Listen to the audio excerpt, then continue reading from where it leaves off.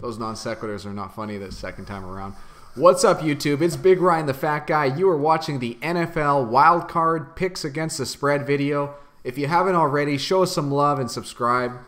For the final week of the regular season, Big Ryan, the Fat Guy, went 6-10 against the spread. We warned you. Week 17 is historically a weak spot for us.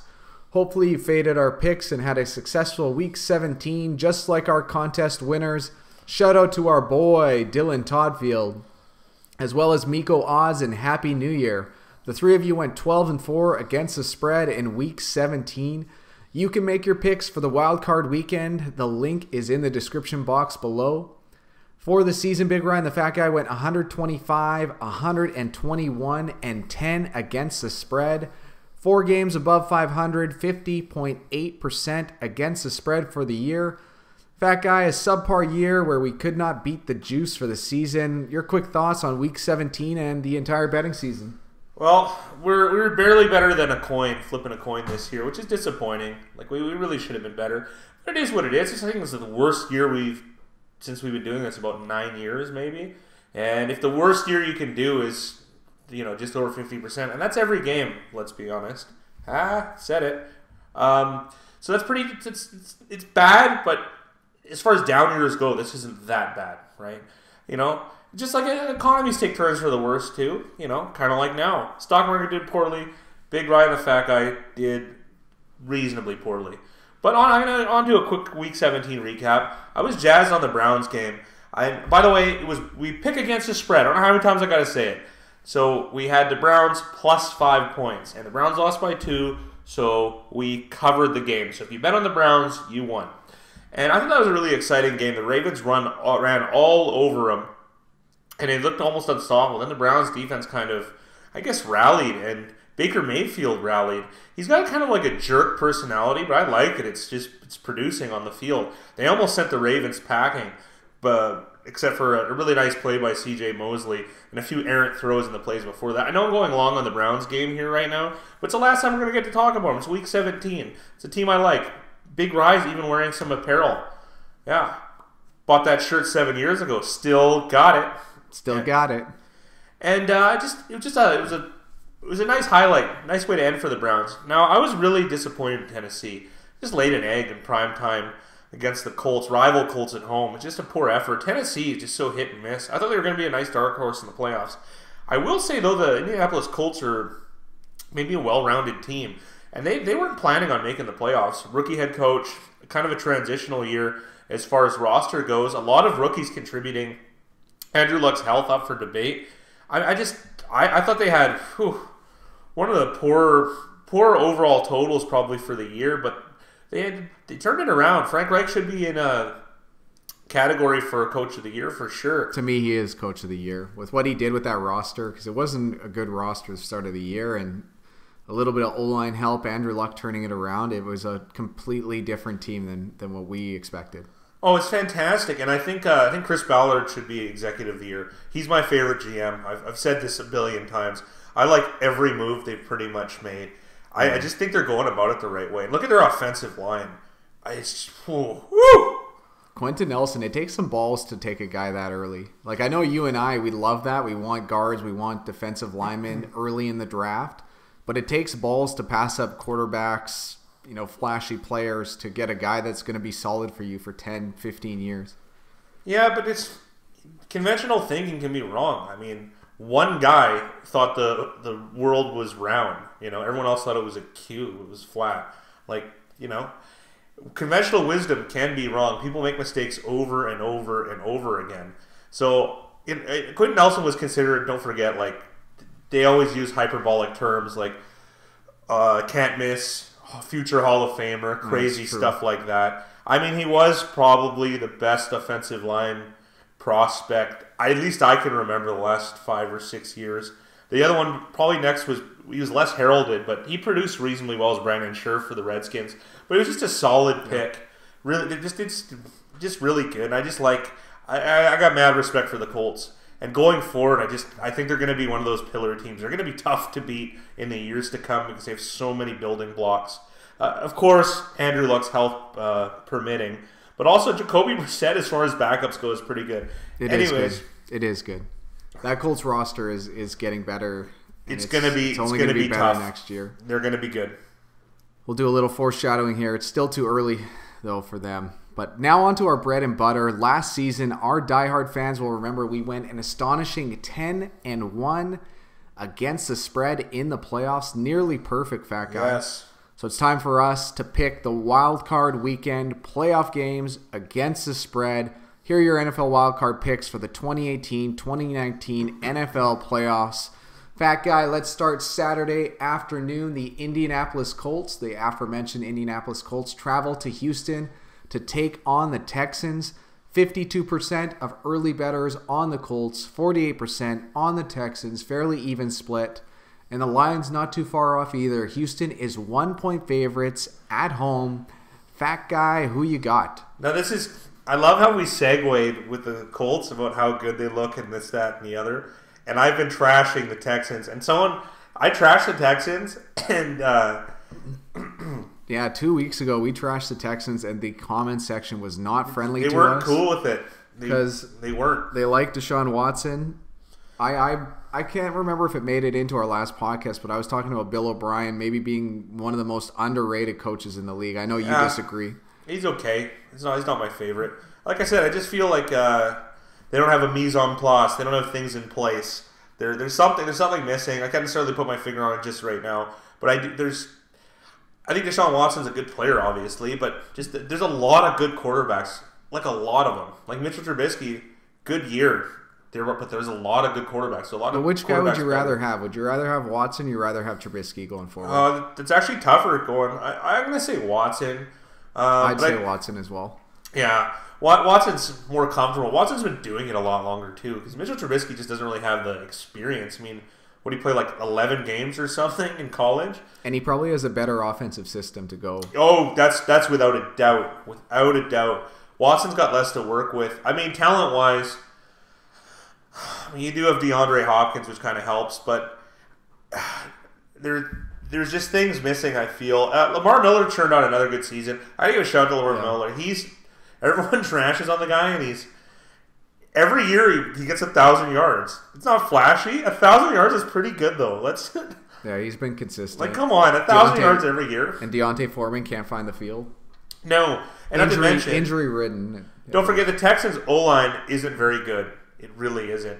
And then when they traded downtown Dwayne Brown, I thought that was, I don't know, it's going to be a little bit more difficult for them, but they seem to manage. Yeah, that was a sneaky move for the Seahawks. It really was. It really was. Now, we're talking about the Colts and we're talking about the Texans. Like I said, the Colts are on the rise. I really like the Colts, but in this game, I'm going to take the Houston Texans. This is crazy. I've been betting against them pretty much all year. I liked them in this playoff game for whatever reason. I think the defensive line has been playing a little bit better in the Texans. Like, all year they've been pretty good. Watt turned in a Watt-like season. Clowney is pretty decent, too. Christian Covington, career year, let's say. I mean, it's not like he's a huge name or anything, but pretty decent. Like, pretty decent. I like the linebacking core in Houston. Like I said, the defense is pretty decent. You add Romeo Crennel into the mix. Marlon Mack's a tough rusher, though. But he's going to be tough to run on these Houston Texans. I like them just because they're at home. I'm going to take the Houston Texans. I'm not like super jazzed about it, but I think this game has the makings of a good game. Because I think when it gets down to it, both quarterbacks kind of, I don't know, when in crunch time they get exciting. Like, we got to give Deshaun Watson credit for, let's say, the Philadelphia game. Now, Philadelphia did win, but he put together a drive. But I don't know if a drive to put them ahead. Now, I don't know if you can all put that on him. The Philadelphia secondary was a joke, as it has been all season. But again, I'm talking about something that happened 2 weeks ago. But I'm just highlighting that Watson, I mean, they say clutch player, which really isn't supposed to be a feasible numerical trait.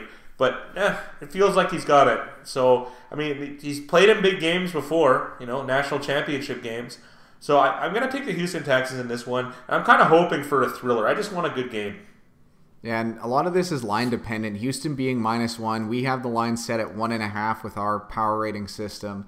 So this is a close one. This is a no bet for us, but because we're doing this for you guys, it's the Houston Texans -1. They're winning the game as well. Next game up, the Seattle Seahawks travel to Dallas to take on the Cowboys. 56% of bettors are on the Seahawks at +1. Dallas, 44% at -1. Fat Guy, who you got? Oh, I'm going to take the Dallas Cowboys in a revenge game here. Seattle doesn't have as strong a roster, but it's another team. Good on the Seattle Seahawks for making the playoffs. They're not that good of a team. They're not that strong. So I'm gonna take the Dallas Cowboys because I do feel, and this is a revenge game too, by the way. They're at home. That's the biggest thing for me. I think they're gonna have trouble stopping the run. They're gonna have a little bit more trouble running the ball. The Seattle ran for something like 2,500 yards this year as a combined team, which is ridiculous considering Russell Wilson led the team in rushing last year with, I believe, 400 and change. It's kind of nice to see them getting it going on the ground. They've had contributions from Chris Carson, Mike Davis, and rookie Rashad Penny, who came in overweight, which is kind of the funniest thing for me, is they get rid of Eddie Lacy for being a fat pig who hasn't resurfaced anywhere. And then they get a rookie. They use their first-round pick, their entire draft capital on getting another fat guy. Yeah, a guy who's bloated like I am in this Kool-Aid t-shirt. So, and he also had like a finger injury. But then Rashawn Penny, he has had a couple good games, but they know what they're doing. He's third banana. Carson is the guy. And you also get a little bit of contribution from Russell Wilson. I think Seattle did a really great job, and I underrated them this year.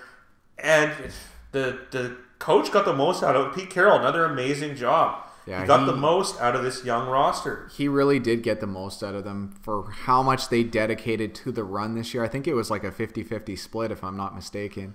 So, something like that. I actually think it's more. I think they might even have more run plays. Yeah, but that's a dangerous team to play.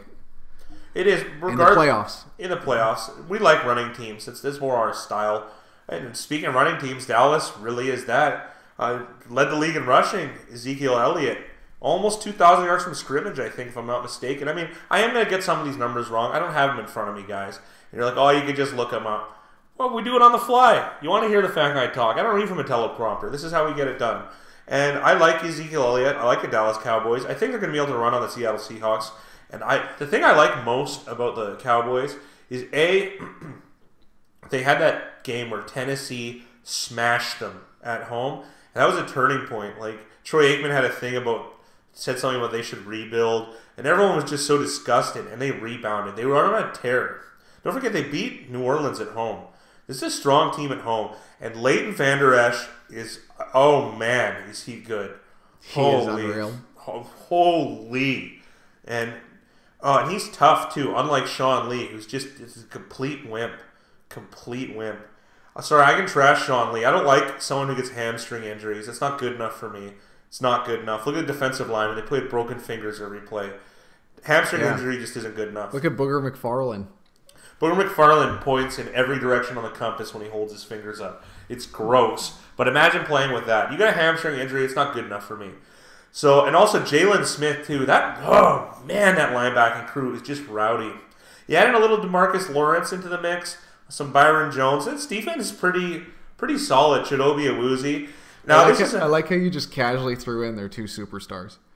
Yeah, well, sorry, we know who they are. We know about them. The stars that showed up this year that were more jumping off the page because we didn't know what we were getting was Leighton Vander Esch and Jalen Smith, who had nerve damage in his knee. We didn't think that they'd be this strong on defense. I thought they'd be weak. Now there is one really interesting thing I'm going to point out about this game. The defensive coordinator of the Dallas Cowboys is Chris Richard, formerly of the Seattle Seahawks, and I kind of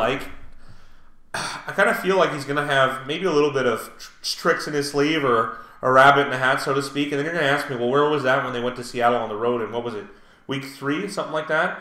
Regardless, it didn't show up then, but it was on the road. It's so much different. And they also hadn't really figured out how to move the ball on offense necessarily. Dallas has kind of got it together, and I think they got the right stuff to win this game. So I'm going to take the Dallas Cowboys, and I'm going to lay the 1 point. Fat guy, I'm going to throw you a little bit of a curveball here. Some sad news just came in.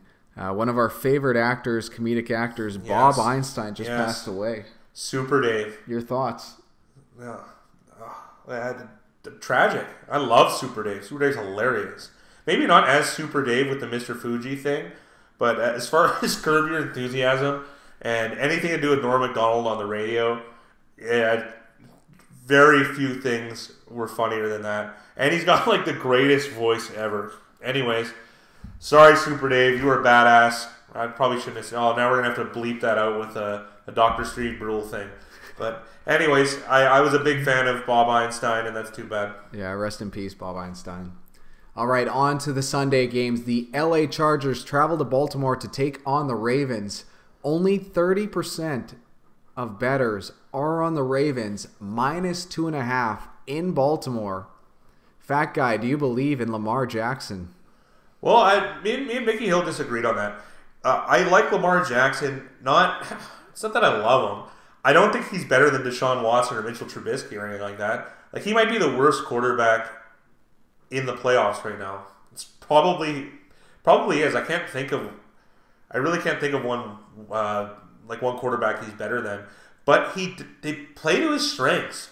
It took a lot of cojones to do what the Ravens did. They go, you know what, we're just going to run the ball 50 times. And they're doing it. They kind of did at the end of last year. And this is my favorite brand of football. This is my favorite. Because controlling the clock, it keeps your defense fresh. And it keeps the other team's defense on the field and tired. And there is no defense that is a good defense when they are fatigued.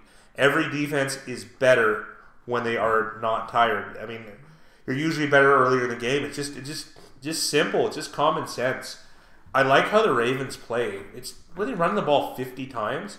It's like 40 plus times since week 11 or week 12, some crazy stat, and it's awesome. It really is. They're dominating these games. Well, maybe dominate, not score-wise, but they're winning these games. They're winning convincingly.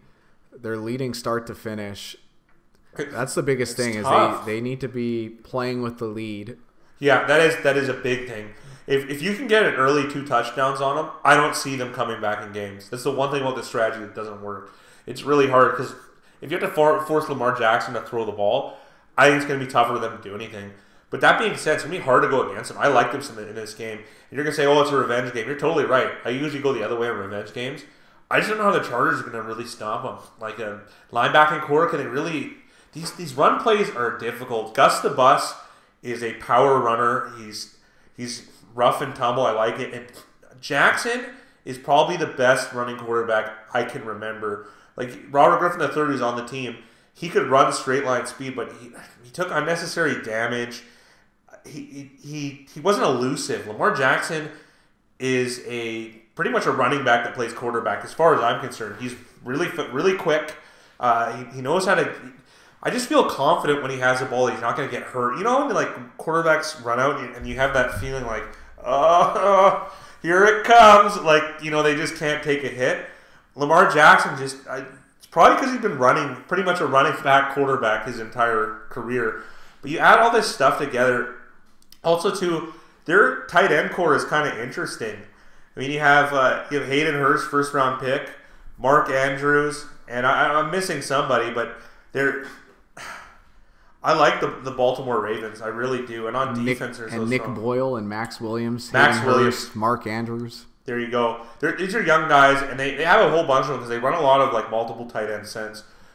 Mark Andrews, I think, has had the best year this year for the Baltimore Ravens. I know I'm just talking about a third-round rookie tight end. A little bit weird.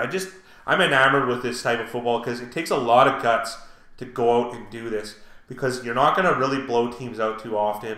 It's not that exciting. As far as for some people, at least, they kind of like the Mahomes style, Saints style. Which, like I said, those are exciting to watch too. Me personally, though, I like how the Ravens run the ball 50 times in a game. That's crazy. That's like Derrick Henry college numbers for Alabama. There's a corollary. What's the best collegiate football team? And I know people are homers for college, but over the last 10 years, it's undoubtedly Alabama, Crimson Tide. And what have they done? They had less of running quarterbacks, but they've had strong offensive and defensive lines. Defensive lines, unbelievably for Alabama. And they run the ball consistently, strongly, and they play good defense. Now, I have to draw a corollary for somewhere, and they just don't do this in the NFL. And they do it, the only place they do it and have success is Alabama. So I have to make this Crimson Tide analogy, but there's success there, and I think you can have it in the NFL. Does that mean the Ravens are going to win this game for sure? No, but I do like the Baltimore Ravens. And I think this strategy going forward, I hope it works, because I like it. I hope it works. Doesn't mean it's going to. But I think they're a big dark horse, and I've said that a couple times in the last few weeks, and with Big Ryan Private. I really like this Ravens style. I hope it works for them. I hope they have success. I'm not saying I want them to win the Super Bowl. I mean, they are the original Brownies. The Ravens are. I mean, they did move there. But I'm just really excited about this team, and let's hope they get out to an early lead, and then they're able to consistently run. Like I said, you get a special team score or a couple quick scores, I think they're going to have a really tough time getting back into games. All right, on to the final game. The Philadelphia Eagles travel to Chicago to take on the Bears.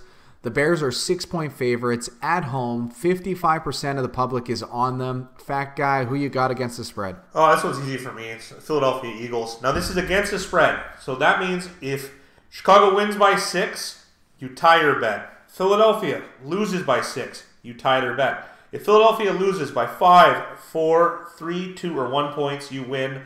Or if they win. Now, that was long-winded, and that was probably the most difficult way of explaining it. But pretty much the Bears have to win by 7 if you choose them. We're playing against the spread. Now, the reason I'm highlighting that is because I do think Philadelphia is going to cover. I'm not sure if they're going to win, but I think they're going to cover. And I do think they have actually a reasonable chance. And doesn't this Philadelphia underdog story kind of remind you of anything? Last year, they were crushing everybody last year, and they lost their quarterback, and they kind of thought, oh, this is going to be it. And it wasn't. They won. They won the whole thing. Now they pretty much did it the other way. They were struggled all year. They switched quarterbacks, and maybe they just have the right stuff with Nick Foles. I don't know, but they squeaked it in the playoffs. And man, this is a once year removed championship team that hasn't changed too much. They still have a great defensive line. They have a pretty decent offensive line. Run game's a little bit weird. There's a hodgepodge in the back.